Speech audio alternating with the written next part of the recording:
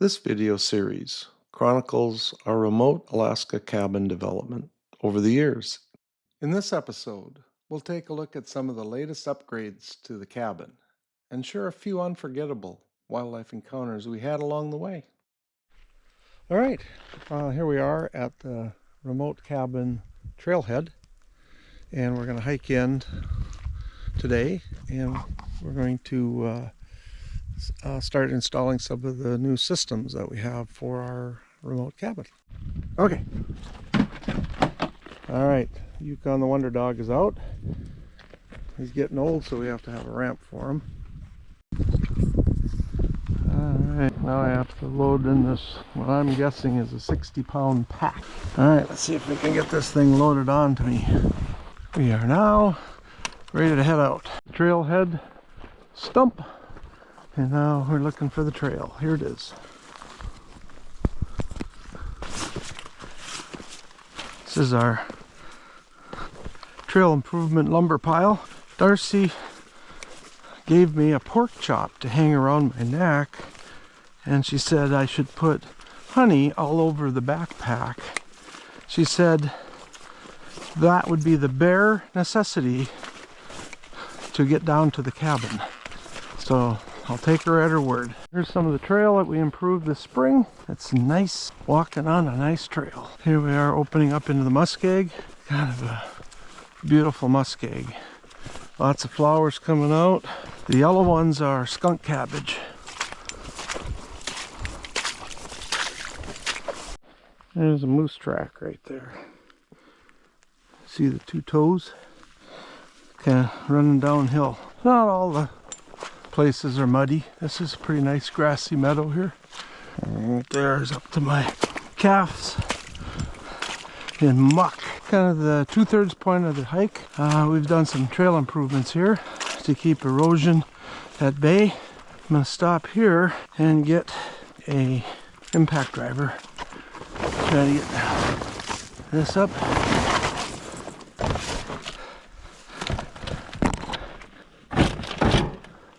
If I can keep my balance. Whoa, there's the doogie. Okay, here's our last meadow. Legs are getting tired and my shoulders are burning. I still got to go slow because that's when injuries happen. I think I'll put this on 2x speed so it makes it look like I'm going faster.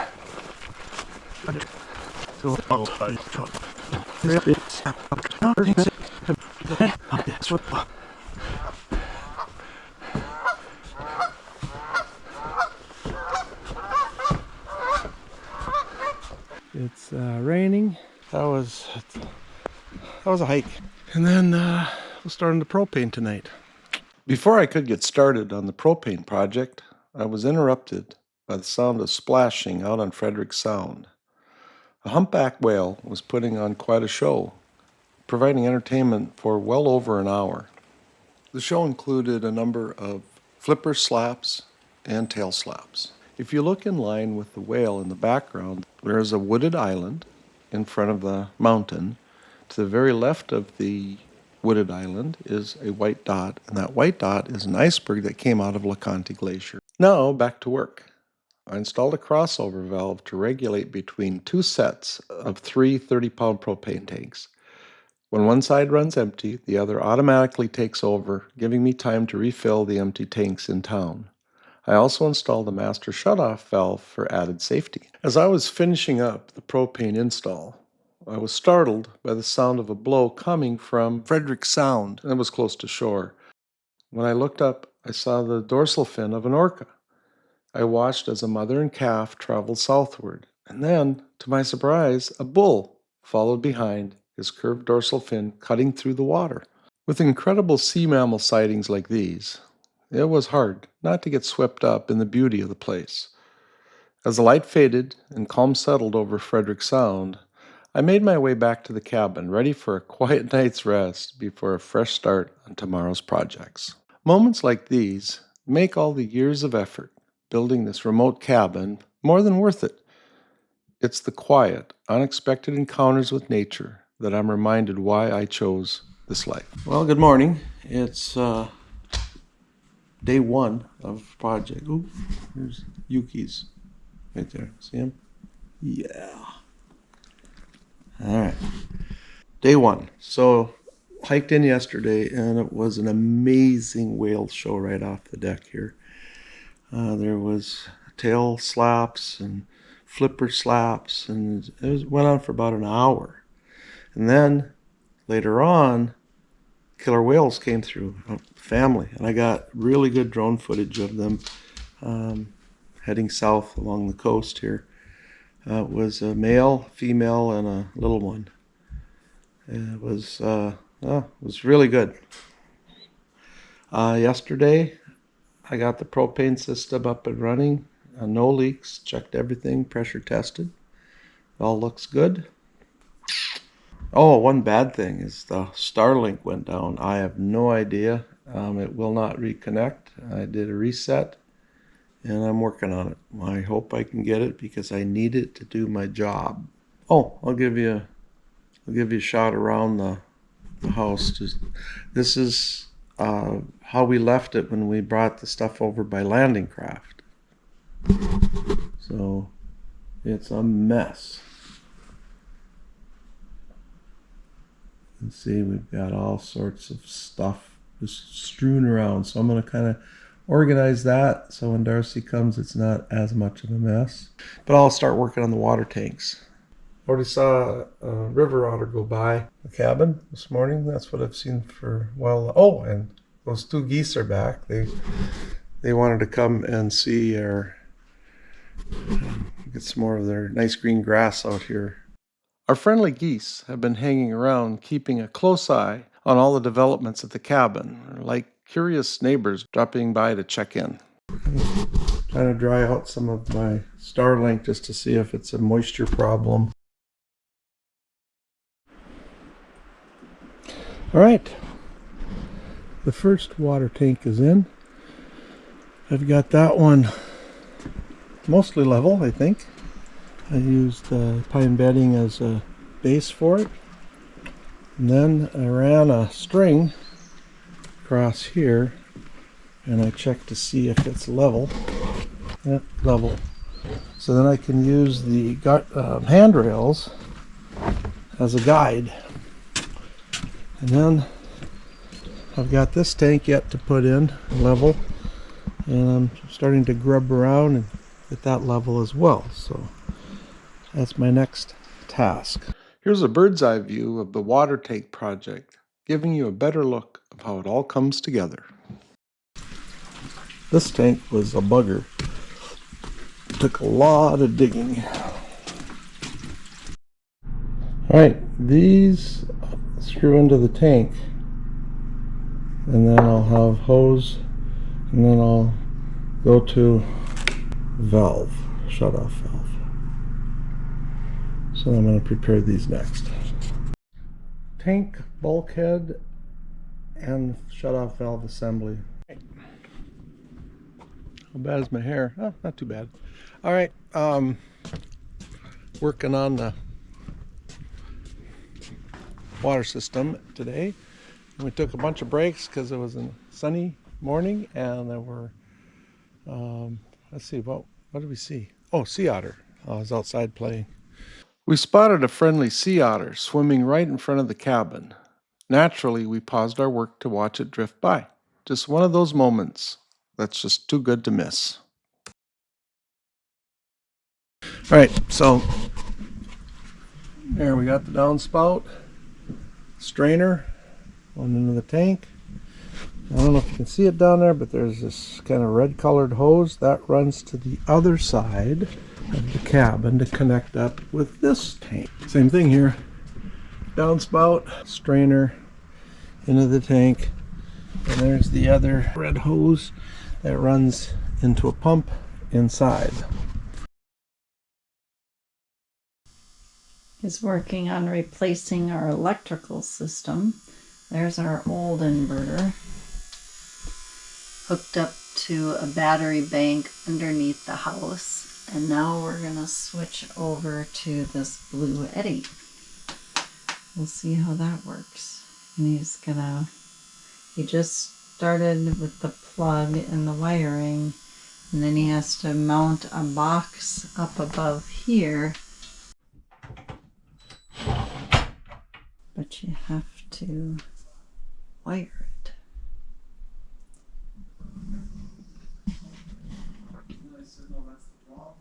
You had to put a new box, and he's just hooking it up.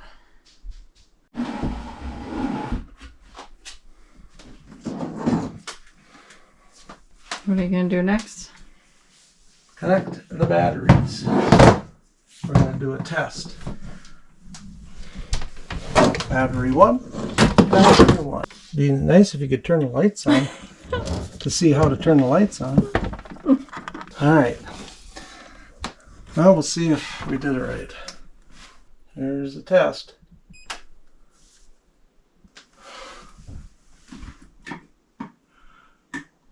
Oh, breakers aren't on. Oh, okay. Okay, well, we're good that to there. Might be easy. I'll try it again. You should be seeing. Oh, lights! Alright.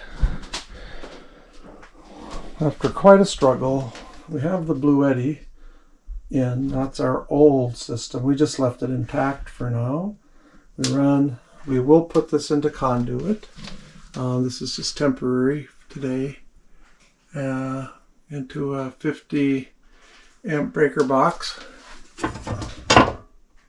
Okay. Service panel, which feeds this distribution panel to the house. Now I have to hook up the generator, Honda generator, photovoltaic panels, and I have to hook up the pump for the ship's pump, which is just DC. Now I'm working on the rack for the photovoltaic panels, because that's my last job this improvement cycle. We ordered a bunch of stuff from Backwoods Solar, and this is the rack, and I'm putting together, I think it's called a tamarack rack. Hey, that's kind of weird. Over here is where he'll put the panels. I'm staying out of the rain because it's kind of misting. Yeah. So he's building a stand for the solar panels. How's it going? It's going. There's the other bird. Are you helping Dad? Yeah. Are you helping him? Hi. Hi. Putting together the bracket to hold all of the solar panels. And then I'm going to put the other Oh, my three. pencil. I saw that. And he sniped one of my other ones. There was a whale out here. Just went by the cabin. He's still hanging out there, but it's about a fourth of the way out into the sound. So I don't know that you'll be able to see it. They've just been kind of hanging out. As we were working, we started hearing sounds like cannon blasts. This is a sure sign that a whale is breaching or tail slapping. We paused what we were doing and managed to capture an aerial view of the action. First, the whale performed a series of powerful tail slaps, each one echoing with a resounding boom. I don't think it's well established why whales tail slap, but it could be a form of communication, could be a feeding tactic to stun their prey, or simply for play. Whatever the reason, it's incredible to witness. Out here, moments like this are a reminder that nature has its own rhythm, and if you slow down long enough, you just might catch a glimpse of something extraordinary. Then it shifted to a display of breaches, sometimes landing on its back, other times on its underside, but each time sending up massive splashes with each leap. Whales breach for many reasons. It might be to communicate, shake off parasites, or just the sheer joy of it. Whatever the purpose, it's a powerful and unforgettable sight. And then we had a pod of 3 of them over there by the glacier. Dan saw some orca too the other day. I haven't seen them come through yet. Pretty nice. He's got an old Grandpa Ewert trick up his sleeve. Winch isn't working, so he rigged up something here. I think that's just to hold the panels in place.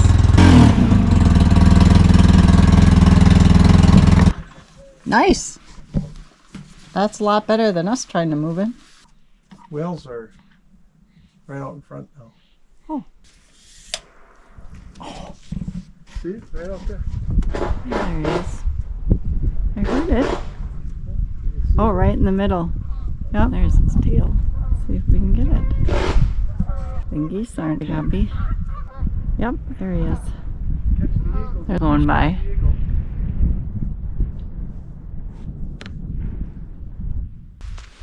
Oh yeah, there you go. OSHA approved. For the safety family.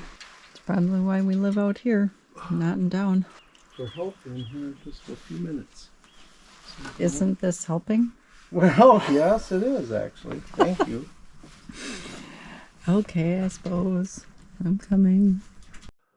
A large group of harbor seals swam past the cabin, curiously spying on all the activity. They eventually gathered in a kelp bed near a rocky point. Their fur came in a variety of colors and patterns, each one a little different, blending beautifully with the coastal backdrop. What? Okay, the 6 panels are mounted.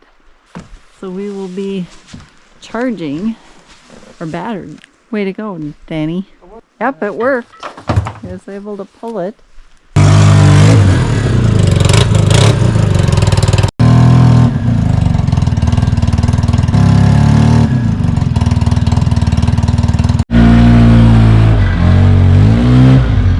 This is muskeg. And it fills with water and it's just muck everywhere.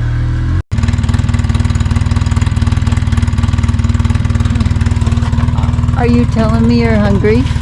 Is that what you're telling me? Do you need your food? I know. Okay. No, just wait. I know. I know you're trying to tell me you want your food.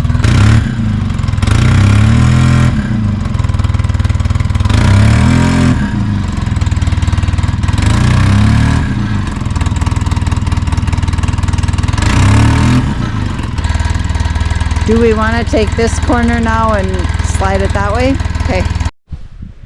Panels are up, and then he's going to be charging all 6 panels. Here's my contribution to this project. I can stand underneath here and not get wet. Thank you. Thank goodness we have some eaves. Yep, that'd melt. Glad Dan doesn't though. He likes the rain. That's why he gets to go out there. I told him I don't like the rain. So I shouldn't be living in a rainforest. We got some deer checking out the solar panels. They go, hey, what are these cool things? Yeah. It's a blue wedding. Just gotta show it again. It's so cool. Love it. 96%. I don't know if you can read that or not. Dan's hooking up the solar panels. That's what this cable is right here. And if we ever need to power without the solar cable, we can actually hook up to the generator. But the best part is we have the washing machine on and the dryer. No problems. And the lights on. We also have another light that we can turn on. Look at that. We heard a cluster of seagulls making a lot of noise, and so we went to investigate. In Pacific coastal waters, a herring ball is a remarkable natural event. It forms when thousands, sometimes millions, of Pacific herring tightly cluster into a dense, swirling sphere near the surface of the water.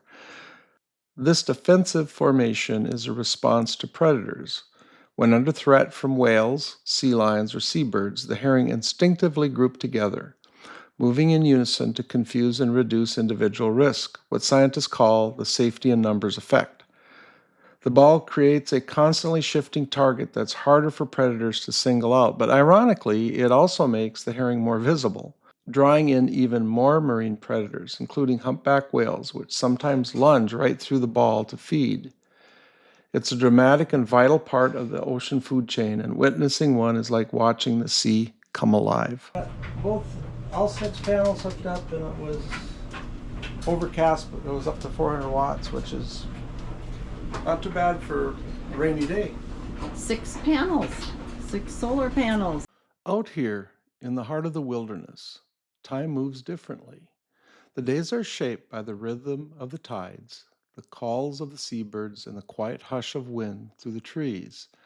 Life at the cabin is simple, grounded in the kind of work that leaves your hands sore and your spirit full. In the stillness, there's space to breathe, to watch a sea otter float by, or listen to the distant blow of a whale echoing across the sound. Sometimes family gathers here, drawn together by something deeper than words, a shared love for this wild place. We cook, we laugh, we sit in silence, watching the sun slip behind the mountains.